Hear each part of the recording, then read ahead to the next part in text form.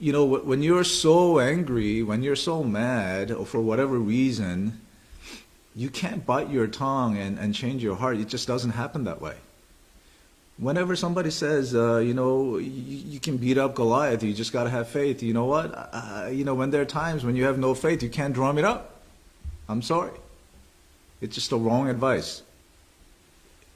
Whoever tells you got to do this and that, you got to try harder, I'm sorry, it doesn't work. But I've seen what did work. I want to share my own story. There was a time when my sister, I have a sister that lives in Philly, and she arranged a Bible study through my wife. This was a while back. Friday evening. I agreed to it, but I was thinking I'm going to use that drive, and that would be enough time to actually prepare for the Bible study. So we're driving, and I remember it was just a very nasty, heavy traffic. It was very stressful. As we got closer, I think she kind of needed help, and so she kept bugging me, as I was trying to, prepare, and there wasn't, that much time left. I took a little nap, and I'm up, and now I have just enough time to prepare, and I'm preparing. And first couple of times you try to be helpful, but after a while I said, listen, can you just kind of handle that, yourself? It's not the first time we're going there. Let me just prepare, I really need to do this. And she said, okay.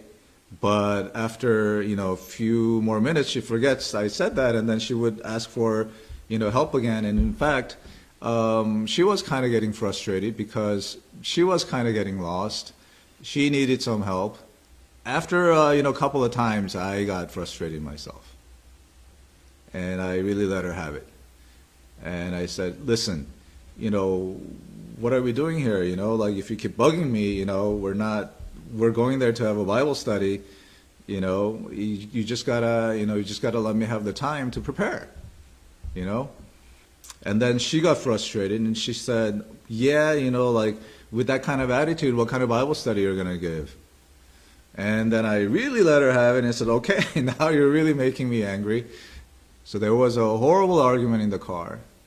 I mean, forget the Bible study, it would just be ridiculous. But I said, okay, I'm going to still have to do my best. Even if my heart's not in it, even if it seems hypocritical, I set up the time. I got to go through what I got to go through, so let me go through. But as I was studying, this is something crazy happened. As I was studying, and it was, I still remember the story. It was the story of Mary Magdalene. And as I was thinking about Mary Magdalene, her situation as a prostitute, just unworthy, undeserving, forgiven by God, not just forgiven, but forgiven and cleansed and uplifted, I just really realized that I was no better than a prostitute. If there was a hypocrite in the world, I am the greatest one. But God still chose me. He knew what was going to happen in the car. It's not like he didn't know. And truly, where sin abounds, grace did much more abound. As I saw Christ struggling on the cross, and paying the price to forgive Mary, that it wasn't just about Mary, but it really was about me. But I wasn't thinking about me. I was thinking about what he was doing on the cross. And it just, my heart just melted.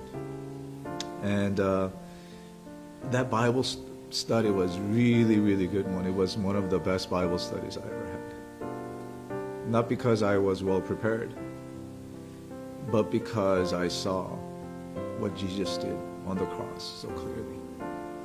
So how are we to defeat this impossible enemy?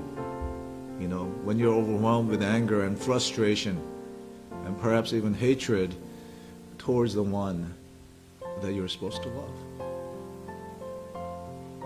Here's the good news, guys. Here's the good news. The victory has already been won by Jesus. We are asked to look and live. Not to bite your tongue and do something, but to look. Look at what he already did. As we look at Jesus, the crucified one, we too will be energized to crucify our sinful pride and ego. And it's not something you do. It just your ego and pride begins to just melt away as you behold Jesus. You know, the Philistine of your pride, the Philistine of anger and frustration would already be fleeing as you behold Jesus. You know, there really isn't any other, way to victory over sin. I just want to say that our calling is much, much higher than what you think. Our calling is so much higher than your superficial behavior. Our gift is so much more precious than you can ever imagine. This was a devotion from this morning.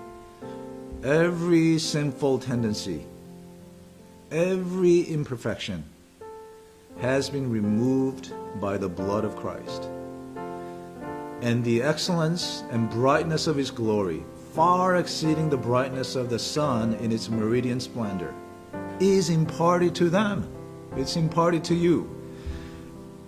He's literally calling us to be just like Jesus. And do you really think that you can bite your tongue and accomplish that? The Bible already gave us the way. His prophet gave us clear pathway. Spend a thoughtful hour each day meditating on the life of Jesus Christ, especially the last scenes. Why not try it? If you have been, struggling with this notion of sanctification, if you find it impossible, why not just put a little hold on whatever it is that you're trying and spend a thoughtful hour each day contemplating on the life of Jesus Christ, especially the last scene, and see what happens.